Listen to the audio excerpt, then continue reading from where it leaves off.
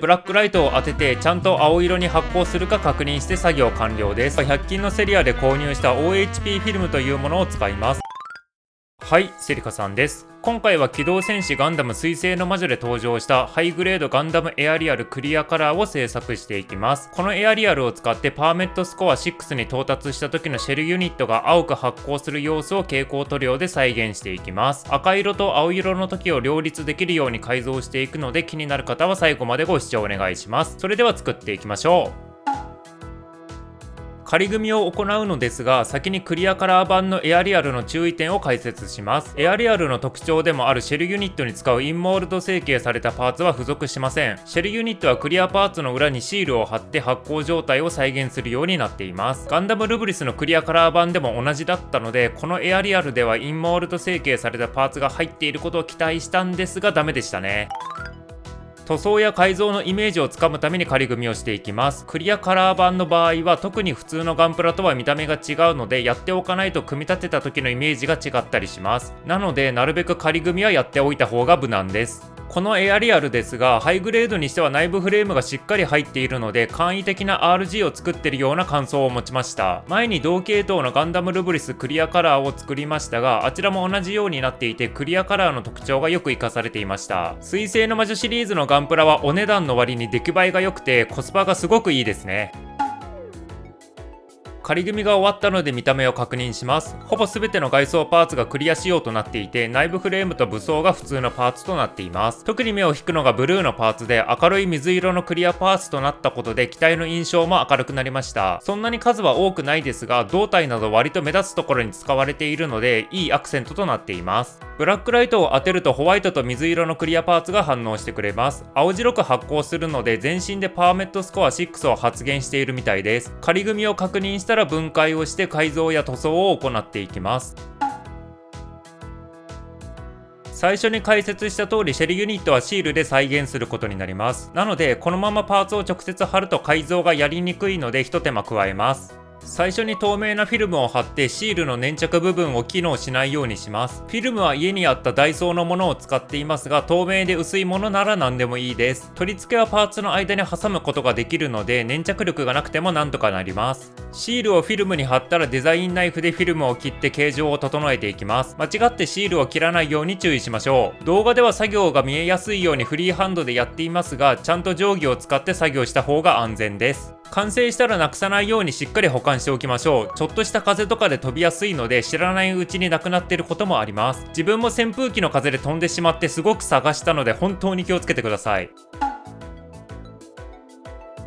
ここからは青色発光用の改造をやっていきます。プリンターを使ってシェルユニットの形状を紙にコピーしますが、絶対にカラーコピーをしてください。モノクロだとシェルユニット部の発光部も黒くなってわからなくなるので、この後の作業に支障が出ます。ここからはホワイトのボールペンでシェルユニットの発光部を塗りつぶしていきます。サインペンみたいなものだとインクが滲んでしまうので、ボールペンでやりましょう。ホワイトのボールペンはあまり馴染みがないかもしれませんが、ホームセンターなどで売っていると思います。このボールペンも近所のカインズで購入しました。塗りつぶした後は一度コピーして、ちゃんと発光部が全部白く印刷されるか確認しましょう。ここまで確認ができたら次の作業に入ります。今度は100均のセリアで購入した OHP フィルムというものを使います。これは透明なフィルムで、家のインクジェットプリンターでも印刷できます。ここまで来るとやることは分かりそうですが、ちゃんと解説していきます。ホワイトのボールペンで塗りつぶした紙をこの OHP フィルムにコピーします。このプリンターだと白い箇所は透明のまま印刷されるので、当然白く塗った部分も透明で印刷されます。印刷設定はこのプリンターの場合だと光沢ゴールドで印刷しました。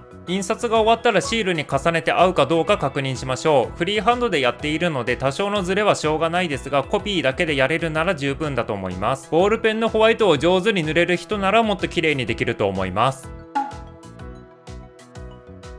今度は PC でやる方法を解説します。といっても基本はさっきと同じで、ボールペンで白く塗りつぶす作業を PC でやるだけです。なので元のデータとなるシェルユニットのシールをプリンターでスキャンして PC で編集できるようにデータ化します。データをスキャンしたら FireAlpaca という無料の画像編集ソフトを使ってシェルユニットの赤い部分を消していきます。細かい作業などはめちゃくちゃ長くなるので説明しませんが、とにかくブラックの部分だけを形状通りに切り抜けばいいだけです。それぞれ自分の使っている画像編集ソフトフトで同じようなことをやってください。性能のいいスキャン機材やいい画像編集ソフトがあれば綺麗にできると思いますが、そこそこのプリンターと無料の編集ソフトでもそれなりにはできます。データができたら OHP フィルムに印刷します。印刷されたものがこれですが、失敗も考えて同じ画像を多めに印刷しておきました。こういったことは PC で作業できる利点ですね。あとは発光部としっかり合うか確認しますが、さすがに PC でやっただけあって綺麗に印刷できています。PC で作業できる人はこっちでやった方がいいと思います。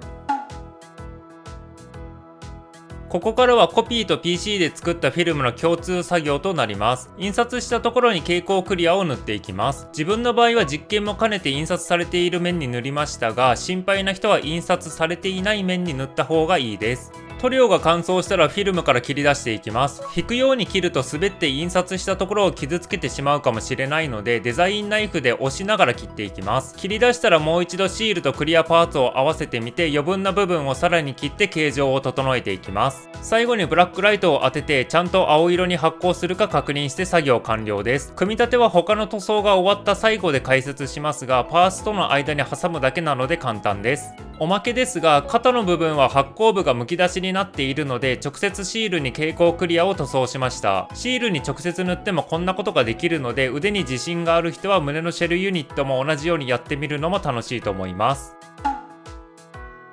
クレオスから新しくウルトラシルバーという塗料が販売されたので、これを使って外装パーツを塗装します。公式サイトの説明に通常のメタリック以上に透け感があるとあったので、今回は表面にエアブラシで塗装します。塗料を見た感じ粒子が大きそうだったので、エアブラシが詰まらないように口径 0.5mm のものを使っています。塗料の希釈は塗料と薄め液が1対 2.5 ぐらいを目安に目分量で調整しています。公式サイトの説明書通り透け感があるようで、1回目だとメタリック粒子が表面に付着しているだけのような印象がありました。2回目の塗装からしっかりシルバーの見た目になりつつ、クリアパーツの透け具合は残っています。メタリック粒子の大きさも相まって非常に輝いて見えるようになります。元のパーツと比較すると違いが一目瞭然です。光の当たり方によって見え方がコロコロ変化するので、クリアパーツ感を残したまま見た目の情報量を増やせます。水色のパーツにも同じようにエアブラシで塗装しました。塗装した感想としてはホワイトのパーツよりさらに見た目の変化が顕著に感じました。この塗料は透け感がある分下地の影響がかなり受けるようで、クリアパーツ以外にも色々塗装してみるのも面白そうです。こちらも元のパーツと比較してみます。水色のクリアパーツの見た目を基本に光を当てることによってシルバーにも見えるようになります。ホワイトのパーツよりもさらに輝いている印象があるので、明るい色を下地にするとより輝きそうです。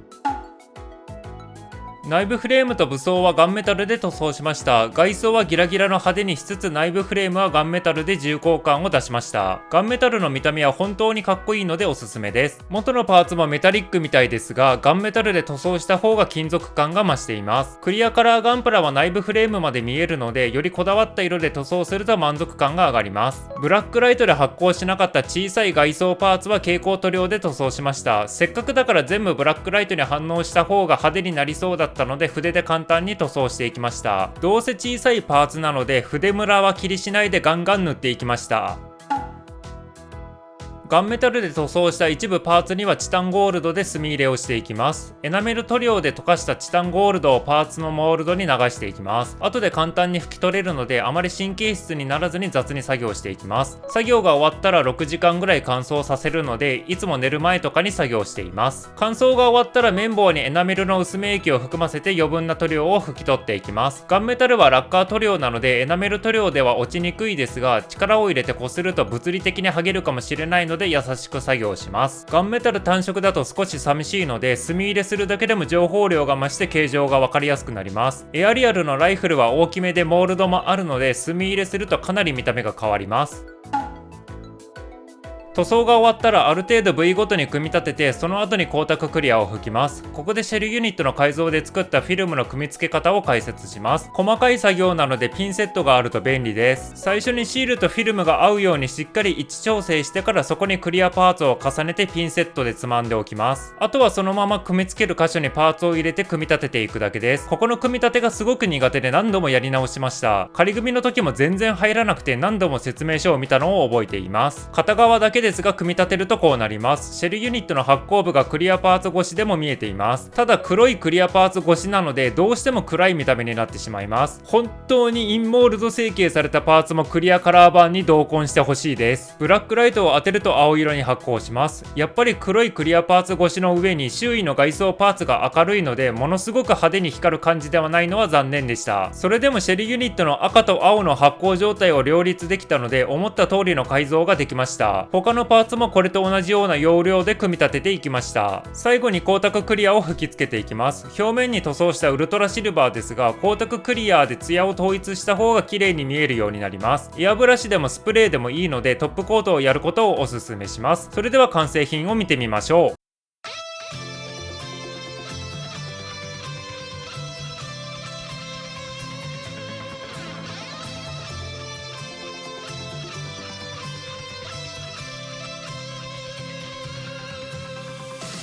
完成品を見てみましょう。外装パーツに塗装したウルトラシルバーのおかげで、見る角度によってシルバーに見えたり、そのパーツの色に見えたりとすごく変化します。パーツの質感も向上して、クリアパーツながら金属を思わせるような見た目になりました。次に肝心のシェルユニットは少し暗いですがちゃんと見えています。ちなみに今回は PC で作ったフィルムをパーツの間に挟んでいます。これにブラックライトを当ててみましょう。周囲を暗めの環境にしてからブラックライトを当てると青白く発光してくれました。作業中の確認で何度も見ていますが、やっぱり組み立てた後にちゃんと見ると改めてやってよかったと思いました。全体で見ると外装パーツが発光しすぎてどうしてもシェルユニットが目立たないですね。もうこれはしょうがないので、次はもっと見えるようにインモールド成形されたパーツが付属されることを祈っています。ブラックライトで発光してなかった小さいパーツもしっかり発光してくれているので、筆で簡単にでも塗装しておいてよかったです。水星の魔女ガンプラには専用のウェポンディスプレイベースが販売されているので、これを使ってビットの展開シーンを再現できます。支柱の先に各ビットを取り付けるパーツが入っているので、それを使ってビットを固定していきます。ビットを固定したらアクションベースに連結した台座の穴に取り付けていきます。詳しい紹介はこちらの動画でしているので、概要欄からご視聴お願いします。ウェポンディスプレイベースを2個使うことで全部のビットを固定できます。エアリアルだけでなく他の水星の魔女用ガンプラでも使えるので、持っておいて損はないです。こういうのを自分で作ると結構手間だったりするので、気軽に固定できるようになるのはメリットですね。ビームサービルはブラックライトで発光してくれるので、特に蛍光塗料で塗装する必要はありませんでした。またビームサービルはクリアカラー版だとグリーンに変更されているので、ちょっとしたところが色々変更されています。ここまで見てくれてありがとうございました。このチャンネルではクリアカラーガンプラをメインに色々な実験をしながら動画を投稿しています。チャンネル登録前に他の動画も見ていただけるとプラモ作りの幅が広がります。それでは次の動画でまたお会いしましょう。